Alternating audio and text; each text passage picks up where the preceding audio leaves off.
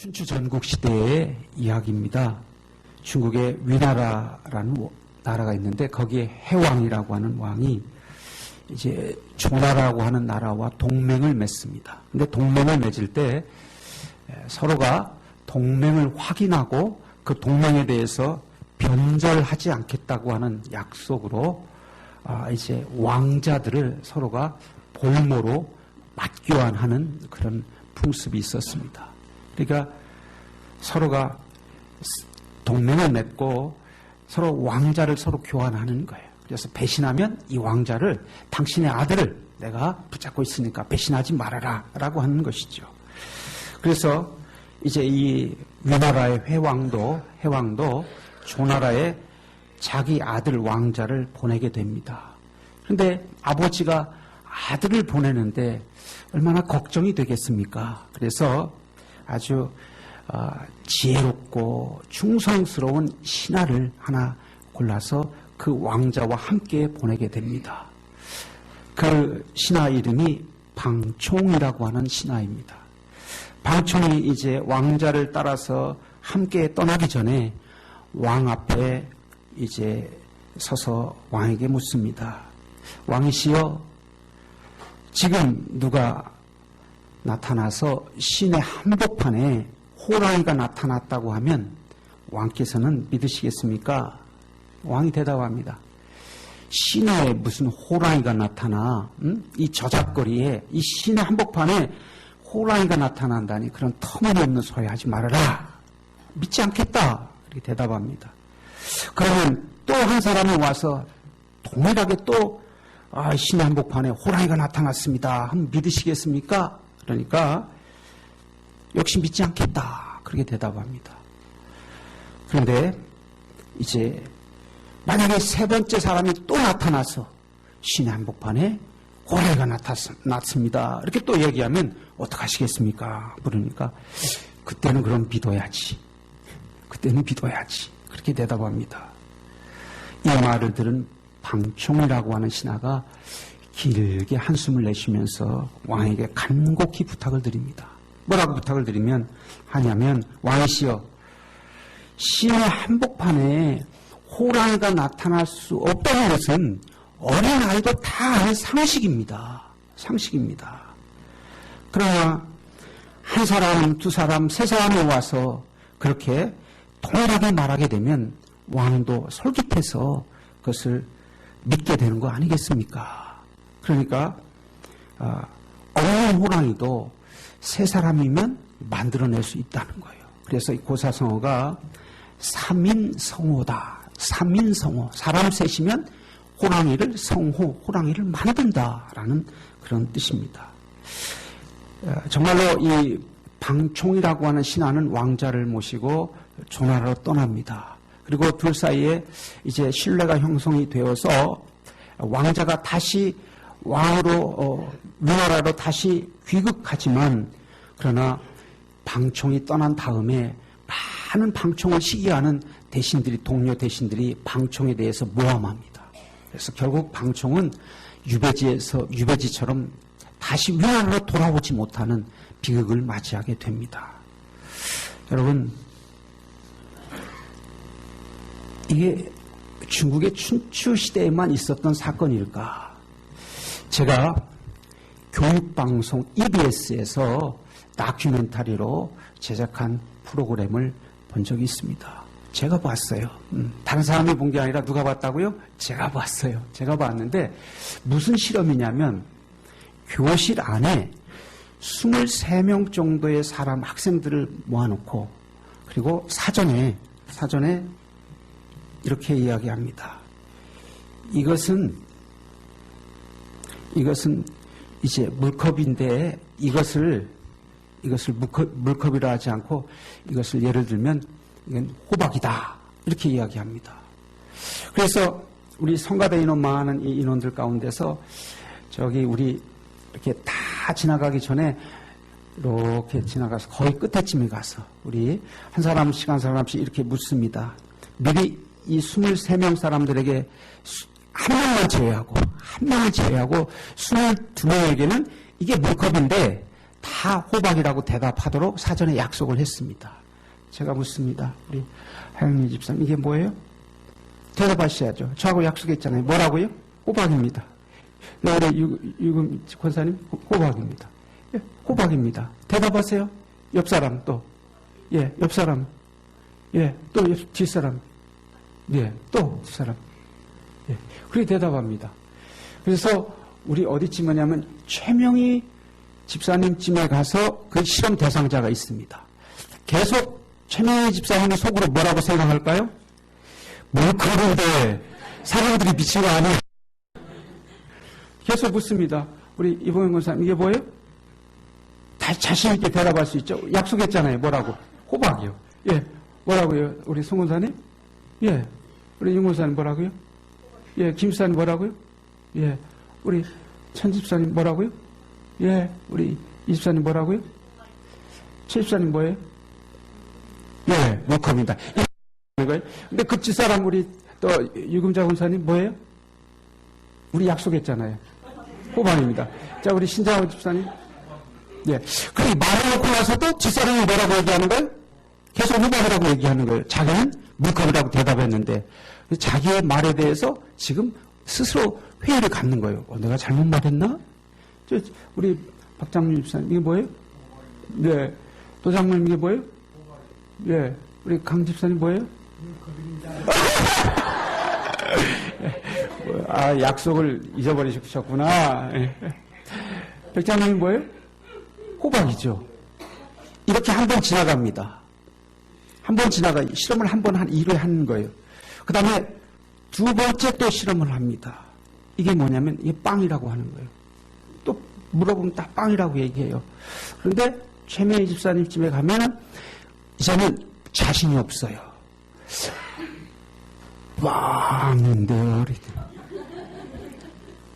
근데 이게 빵이라고 안 하고 물컵이라고 얘기해. 두 번째까지는 물컵인데 이렇게 물컵입니다 이렇게 안 하고 물컵인데요 이렇게 대답해요. 세 번째 실험을 합니다. 세 번째 실험에서 이것은 야구공입니다. 이렇게 야구공입니다. 그러면요 이제 세 번째는 쭉 돌아가면서 이제 따라서 야구공입니다. 이렇게 대답해요. 이것은 감자입니다. 그러면요, 다 약속했잖아요. 감자라고. 그러면요, 딱 들어가서 이게 뭡니까? 그러면 감자요. 아무런 꺼리낌 없이 감자요. 이러는 거예요. 무슨 얘기를 드리고자 하냐면, 우리의 생각이라고 하는 것이, 우리가 확신하는 것이 얼마나 다른 사람들에게 의존적인가 하는 거예요. 무슨 얘기를 제가 여러분에게 드리고자 하냐면 저와 여러분의 신앙이 사람 중심으로 신앙생활할 때 얼마나 불완전하겠느냐 하는 것입니다. 우리의 신앙의 대상은 오직 예수 그리스도이십니다. 믿습니까? 우리가 사람 중심으로 갈 때 우리의 신앙은 그 중심이 사람을 흔들리는 것처럼 우리의 신앙도 따라서 흔들리게 된다는 것입니다. 여러분, 인간의 지혜가 고린도교회의 문제는 뭐냐면 사람 중심의 신앙생활인 거예요.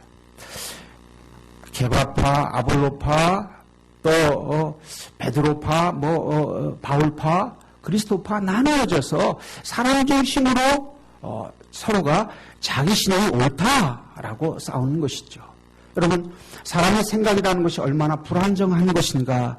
그럼 오늘 우리 서로가 이렇게 우리가 점검해봐도 아는 것입니다. 그래서 오늘 18절에 오늘 말씀 보시겠습니다. 18절에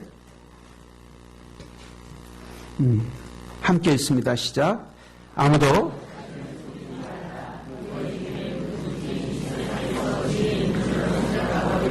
어리석은 자가 되라. 그리하여야 지혜로운 자가 되리라. 아멘. 어리석은 자가 되라는 얘기는 우리의 이성을 다 무시하라는 것이 아니라 하나님의 지혜를 얻으려면 인간의 생각과 이의 지혜를 내려놓으라는 것입니다. 왜 그럴까요? 여러분, 인간의 지혜라고 하는 것은 인간의 지혜의 출발은 우리 창세기 3장 6절에 보면 여자가 그 나무를 본즉 먹음직도 하고 보암직도 하고 지혜롭게 할 만큼 탐스럽기도 한 나무인지라 여자가 그 열매를 따먹고 자기와 함께 있는 남편에게도 주매 그도 먹은지라. 그래서 하나님을 떠나고 하나님을 신뢰하지 못하는 데서부터 출발된 인간의 지혜는 타락했고 부분적인 지혜로밖에 될 수 없어요. 부분은 전체를 파악할 수 없습니다. 부분은 전체를 다 이해할 수 없어요. 인간의 지혜는 출발부터 모방적입니다. 그러나 하나님의 지혜는 완전하신 창조적 지혜입니다. 믿습니까? 그래서 하나님의 지혜는 없는 것도 있게 하시고 있는 것도 없게 하시는 본질적인 지혜인 거예요. 그러나 인간의 지혜는 끊임없이 보고 모방해서 배운 모방적인 거예요. 그래서 모방하는 대상이 달라지면 어떻게 돼요? 자기 지혜도 흐르고 바뀌게 되는 거예요. 마치 이 컵을 호박이다 라고 했을 때 처음에는 그게 호박이 아니고 물컵인데 했다가 계속해서 많은 사람들이 그것을 물컵이 아니라 호박이라고 말하면 자기도 어느 결에 자기 주관을 다 버리고 그것이 호박이라고 따라하는 것처럼 우리의 신앙도 우리가 정말 예수 그리스도의 터 위에 세워지지 않으면 우리의 신앙은 흔들리는 것입니다. 그래서 예수 그리스도 위에 터 위에 세우지 않은 신앙들이 우리가 흔들려서 이단의 유혹에 넘어가기도 하고 또 신앙을 떠나기도 하는 것이죠. 여러분, 지난주의 말씀 가운데서 우리 11절에 말씀을 함께 나눈 적이 있습니다. 11절의 말씀을 보면 이 닦아둔 것 외에 네 다른 터를 닦아둘 자가 없으니 이 터는 곧 예수 그리스도라. 믿습니까? 저와 여러분의 신앙의 터가 출발이 예수 그리스도의 터 위에 세워질 수 있기를 소망하고 축원합니다. 그래서 우리가 항상 집을 지을 때 터를 세울 때 그 터는 예수 그리스도예요. 집이 불탄다 할지라도 터가 없어지지 않는 것처럼 우리의 구원은 확실한 것입니다. 왜? 예수 그리스도 위에 세워졌기 때문에 그렇습니다. 그런데 고독교의 문제는 이제는 서로가 이제 사람 중심으로 모여서 다투고 있는 것입니다. 19절에서 20절까지 말씀 우리 함께 보겠습니다. 이 세상 지혜는 하나님께 어리석은 것이니 기록된 바 하나님은 지혜 있는 자들로 하여금 자기 꾀에 빠지게 하시니라 하였고 또 주께서 지혜 있는 자들의 생각을 헛것으로 아신다 하셨느니라. 아멘. 이 말씀 19절에 있는 말씀은 욥기서에서 인용한 말씀이고 또 20절의 말씀은 시편 94편의 말씀을 인용한 말씀입니다. 사람이 아무리 지혜로워도 사람의 지혜는 본질적으로 어디에서 온 것입니까? 모방에서 오는 거예요. 뭘 새롭게 창조해낼 수 있고 만들어갈 수 있고 회복시킬 수 있는 지혜가 아니라는 것이죠. 오직 창조적 지혜만이 참 지혜인 줄 믿으시기 바랍니다. 그래서 하나님의 지혜는 우리를 새롭게 하는 지혜는 하나님으로부터 오는 거예요. 하나님으로부터. 그래서 우리들의 신앙의 기준이 하나님, 십자가의 지혜, 하나님의 말씀을 따라야 되는 이유도 거기 있습니다. 여러분, 우리가 신앙 생활할 때 우리가 허망하게 집을 지어서는 안 됩니다. 특별히 고린도교회 성도들은 자기의 팔을 만들어서 자기 팔에 바울파가 옳다, 개바파가 옳다 하면서 그렇게 자기의 영광, 자기 자랑에 빠졌습니다. 여러분, 자랑할 때 우리가 누구만 자랑해야 되겠습니까? 예수 그리스도만 자랑할 수 있는 우리 요한교회 성도들 되기 바랍니다. 예, 항상 여러분 스스로도 무엇인가 자랑할 만한 것이 있으면 이렇게 말하세요. 다 주님의 은혜입니다. 예, 다 주님의 은혜입니다. 나의 나대는 다 주님의 은혜다라고 고백하는 것입니다. 오늘 22절의 말씀 우리 함께 아주 중요한 말씀인데 함께 읽겠습니다. 바울이나 아볼로나 게바나 세계나 생명이나 다 너의 것이요. 아멘. 이게 다 너의 것이라는 게 무슨 말씀이냐면 바울이나 아볼로나 게바나 생명이나 사망이나 지금이나 장래 이 모든 것들은 고린도 교회 성도들이 어느 것 하나도 만들어낸 것이 아닙니다. 다 선물로 주신 거예요. 뭘 위해서? 신앙의 성숙과 교회의 건강을 위해서 주신 거예요. 그렇기 때문에 그것이 곧 신앙의 대상이 될 수도 없고 그 주신 거에 대해서 감사함으로 받아서 이제 우리의 신앙이 더 성숙해져 가면 되는 것입니다. 예? 그것을 오해하는 거예요.